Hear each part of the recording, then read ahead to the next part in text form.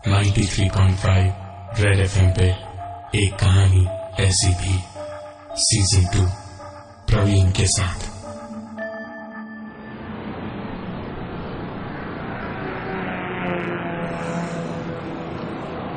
वैभव, शशांक और अनुराग ये तीनों दोस्त घूमने निकले थे एक ट्रिप पे। दिन भर वाटर स्पोर्ट्स के बाद चांद की रोशनी में आधी रात को बीच पे गाड़ी अपनी दौड़ा रहे थे और उनके चेहरों से लड़ती हवा और समंदर की लहरों का शोर इतना था कि उन्हें और कुछ सुनाई ही नहीं दे रहा था। देर रात, वैसे तो इस तरह बीच पर ये सब कुछ अलाउड नहीं था, लेकिन छुपते छुपाते वो यहां तक पहुंचे थे। शोर शराबे और भीड़ वाले बीच के इलाके को अपने से करीबन 5-6 किलोमीटर पीछे छोड़कर तीनों दोस्त बस अपनी ही मस्ती में चीखे जा रहे थे, हंसते जा रहे थे। लहरें आती और गाड़ी के टायर को छूकर चली जाती। गाड़ी दौड़ाते दौड़ाते वो इतने दूर आ गए थे कि आसपास उनके कुछ भी दिखाई नहीं दे रहा था कि तभी अचानक गाड़ी की स्पीड धीमे धीमे धीमी होती गई और फिर नरम रेत में टायर धंस गया। गाड़ी वैभव चला रहा था। पलटकर उसने शशांक को इशारा किया तो शशांक उतरा और टायर निकालने की कोशिश करने लगा, लेकिन कोई फायदा नहीं हुआ। कुछ देर के बाद एक आइडिया आया तो एक ईंट उठाकर लाया और फंसे हुए टायर के नीचे लगाया और एक बार फिर से उसने कोशिश शुरू की, लेकिन इस बार भी कुछ नहीं हुआ। इतना सब कुछ देखने के बाद अनुराग भी उतरा और दोनों ने मिलकर गाड़ी को धक्का लगाया, लेकिन कोई फायदा नहीं हुआ। तभी तीनों दोस्तों की नजर पड़ी सामने से आती एक रोशनी पे। कोई टॉर्च लेकर उनकी तरफ चला आ रहा था। तीनों की सांस में सांस आई कि चलो कोई मदद मिल जाएगी। उसने भी आकर मदद करवानी चाहिए, लेकिन जब सब मिलके गाड़ी को निकालने की कोशिश कर रहे थे तभी चांदनी उस रात में ज्वार धीरे धीरे बढ़ता जा रहा था। पानी चढ़ता जा रहा था और लहरें किसी दीवार के जैसी बड़ी होती जा रही थी। इन सारी मुश्किलातों के बीच अचानक एक बहुत बड़ी लहर उनकी गाड़ी से आकर टकराई और लगभग सबको डुबो दिया। गाड़ी का निकलना तो अब मुश्किल से भी ज्यादा मुश्किल था और वो टॉर्च वाला इंसान भी कहीं दिखाई नहीं दे रहा था। लहरें धीरे धीरे बढ़ती जा रही थी और गाड़ी से बार बार टकरा रही थी। जब पाया कि अपनी जान बचाना ही सबसे ज्यादा जरूरी है तो तीनों भागते हुए चट्टानों पर चढ़ के दीवार पर चढ़ गए और वहां से अपनी आंखों से ही अपनी डूबती कार को उन्होंने देखा, जो हर आती लहर के साथ किसी नाव की तरह डोलती और फिर डूब जाती। तीनों क्या करे या ना करे ये सोच ही रहे थे कि तभी एक आवाज उनके पीछे से आई। गाड़ी तो गई, कोई टॉर्च वाला तो नहीं मिला था ना? कहते हैं जिसने भी उसे देखा उसका कभी फिर पता नहीं चला। उन तीनों ने पलट के उस आदमी को ऐसे देखा जैसे बस इस अंधेरे में उसी का सहारा हो। उस आदमी ने मुस्कुराते हुए आगे कहा, वरना खुद ही सोचिए, यहाँ समंदर किनारे इतनी रात गए कौन सा सोना गड़ा है जो कोई टॉर्च लेकर चौकीदारी करेगा।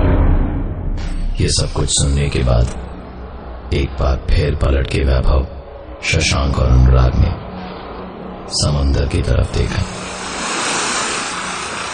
लहरें उतनी ही बड़ी थी, लेकिन गाड़ी और उस टॉर्च वाले का कोई अता पता नहीं था। 93.5 रेड एफएम पे एक कहानी ऐसी थी, सीजन 2 प्रवीण के साथ। वैभव, शशांक और अनुराग की गाड़ी जब समंदर किनारे फंस गई तो उसे निकालने में एक इंसान ने मदद की, लेकिन ना ही गाड़ी बची और ना ही वो इंसान कहीं और दिखाई दिया। आती हुई ज्वार की लहरों में फंसकर गाड़ी तहस नहस हो गई। किनारे जब तीनों बैठे थे तो एक आदमी मदद के लिए उन्हें पास ही अपने घर लेकर गया, और उस घर में वो आदमी कभी कहीं दिखता तो कभी कहीं। आखिर में परेशान होकर तीनों दोस्त जब वहां से भागे तो अनुराग को कोई खींचकर कमरे के अंदर ले गया। जब वैभव और शशांक वापस वहां गए तो अनुराग ने एक अजीब सी आवाज में उनसे कहा, बाहर जंगली जानवर भरे हैं, जाओगे तो मर जाओगे, यहीं बैठो। वैभव के चिल्लाने पर जैसे अनुराग का सपना टूटा हो, और हड़बड़ाते हुए वो अपने होश में आया कि ठीक तभी एक लड़की अंदर के कमरे से निकली और उन तीनों को देखते ही उसने कहा, ओह, जरूर आप लोगों की गाड़ी फंस गई होगी बीच में। पिताजी ले आए आपको यहाँ। घर नहीं, मुसाफिर खाना बना रखा है इसे। अच्छा ये बताओ, टॉर्च कहाँ है? उन तीनों ने टॉर्च के बारे में सुना और अब तो सोच ही लिया था कि चाहे जो हो जाए यहां से उन्हें भागना है। तीनों पूरी जान लगाकर भागे वहां से, और बाहर थोड़ा आगे जाते ही वो लड़की सामने से आती दिखी, जो मुस्कुराते हुए उनसे कह रही थी, कहाँ भाग रहे हो? अरे जंगली जानवर भरे हैं, भूल गए? अच्छा सुनो, टॉर्च वापस दे जाना। तीनों ने सारी बातों को सुनकर भी अनसुना कर दिया और बस दौड़ना जारी रखा, और आखिरकार पहुंच गए समंदर किनारे। समंदर के किनारे पहुंचकर देखा गाड़ी रेत में धंसी पड़ी है। पानी अभी भी पूरी तरह उतरा नहीं था, और गाड़ी के अंदर से एक जलती हुई टॉर्च की रोशनी दिख रही थी। कुछ ही देर के बाद में लहरों की आवाज के साथ चलते फिरते लोगों की आवाज आने लगी। चिड़ियों के चहचहाने की आवाज भी आने लगी। सुबह हो चुकी थी, अब डरने की कोई बात नहीं थी। तीनों दोस्त पूरी हिम्मत जुटाकर न जाने अपने किन सवालों का जवाब ढूंढने उस घर की तरफ निकल पड़े। सूखे पत्तों पर चलते हुए जंगल के बीच से होते हुए उस घर के पास पहुंचकर अंदर देखा तो घर खाली पड़ा था। सामने दीवार पर उस आदमी की एक तस्वीर थी, और वहां नीचे एक ड्रॉर था जो आधा खुला था, जिसमें से एक फूलों की माला आधी लटक रही थी। पूरे घर में देखा, लेकिन उन्हें वहां कोई नहीं मिला। तीनों वहां से निकलकर वापस जा ही रहे थे कि सामने से वही लड़की आती हुई दिखाई दी। तीनों के पैर ठिठक चुके थे, सोच ही रहे थे कि क्या करें कि तभी वो लड़की पास आई और बोली, टॉर्च नहीं लाए ना पापा की? और इतना कहते के साथ ही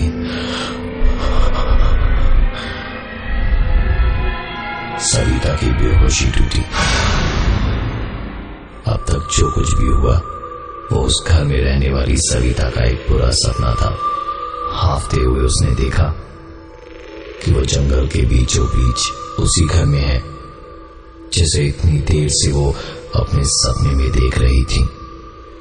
ये उसी का घर था, और वो आदमी उसी के पिताजी थे। सविता की आवाज सुनकर उसके पिताजी भागे भागे कमरे में आए, और उन्हें देखते ही उसने बाहर बैठे तीनों लड़कों की ओर इशारा करते हुए कहा, पापा, वो तीनों मर गए पापा, वो मर गए। उसके पिताजी ने पीछे उन तीनों लड़कों को देखकर कहा, अरे नहीं बेटा, यही तीन तो तुझे बचा के बेहोशी की हालत में घर लेके आए थे। सविता ने पूरी बात बताई। नहीं पापा, इनकी गाड़ी फंस गई थी रेत में। निकालने में मैं मदद करने लगी तो एक बड़ी सी लहर आई और गाड़ी पलट गई। ये तीनों दब के मर गए। मैं किसी तरह बच के किनारे तक आई। उसके बाद कुछ याद नहीं, कुछ भी याद नहीं। 93.5 रेड एफएम पे एक कहानी ऐसी थी, सीजन 2 प्रवीण के साथ। वैभव, शशांक और अनुराग की गाड़ी सी बीच पर फंस गई थी। ज्वार भाटे की वजह से वहां से उन्हें दूर हटना पड़ा। सविता उनकी मदद करने गई तो उसे चोट लग गई और वो बेहोश हो गई। सविता की बेहोशी जब घर में टूटी तो उठते के साथ ही जैसे बौखला सी गई थी और बार बार कह रही थी कि उसके घर में मौजूद वैभव, शशांक और अनुराग तीनों इंसान नहीं हैं, वो तीनों मर चुके हैं। जब उसके पिताजी ने उसे शांत कराते हुए कहा कि वो तीनों ही उसे बचाकर यहां तक लाए हैं, जब वो बेहोश थी, लेकिन उसके बावजूद सविता बार बार बस एक ही चीज कही जा रही थी, जिससे उसके पिताजी को थोड़ा शक हुआ। वो उन तीनों के पास गए और कहा, आप बैठिए, मैं चाय के लिए दूध लेके आता हूं। उन तीनों ने मुस्कुरा के सर हिला के हामी भरी, पर कुछ बोले नहीं। दरवाजे से जब बाहर निकले तो वैभव ने मुस्कुरा कर कहा, संभल के जाइएगा, बाहर जंगली जानवर बहुत हैं। सविता को घर में अकेला छोड़कर उसके पिताजी निकल तो पड़े थे, लेकिन घर पे बेटी की चिंता भी थी। वो काफी तेज कदमों के साथ अंधेरे में एक टॉर्च लेकर चले जा रहे थे। पहुंचते पहुंचते सुबह भी हो चुकी थी। लहरों की आवाज के साथ लोगों की चहल पहल में एक सायरन की आवाज भी आ रही थी।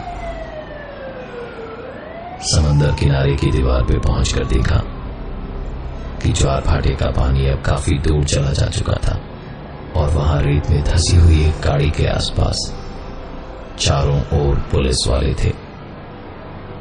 सविता के पिताजी के देखते देखते ही उस गाड़ी में से पुलिस वालों ने एक नहीं, दो नहीं, 3 लाशें निकाली। उनके कपड़े देख के दूर से ही सविता के पिताजी पहचान गए थे कि वो लाशें किसकी थी, लेकिन फिर भी अपनी आंखों से देखकर विश्वास करना चाहते थे।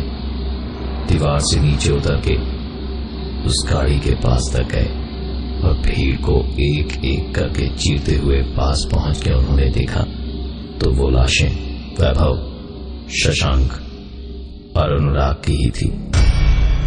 अब वहां रुकने के हर पल में घर पे अकेली सविता की चिंता उनकी बढ़ती जा रही थी। भागते भागते किसी तरह हाँफते हुए जब घर के अंदर गए तो देखा सविता 3 कप चाय रख के सामने बैठी हवाओं में किसी के साथ बात किए जा रही थी। उसके पिताजी ने कहा, सविता ये क्या कर रही हो? सुनकर सविता ने कहा, भैया आए हैं पिताजी, उन्हें चाय नहीं पिलाऊंगी क्या? अब ये हमारे पास ही रहेंगे। मैंने इनकी जान बचाने की कोशिश की थी ना, अब ये हमेशा मेरी हिफाजत करेंगे, मेरी हिफाजत करेंगे, मेरी हिफाजत करेंगे। मैं हूं प्रवीण और ये थी आज की एक कहानी ऐसी भी। 93.5 रेड एफएम पे एक कहानी ऐसी भी, सीजन 2 प्रवीण के साथ।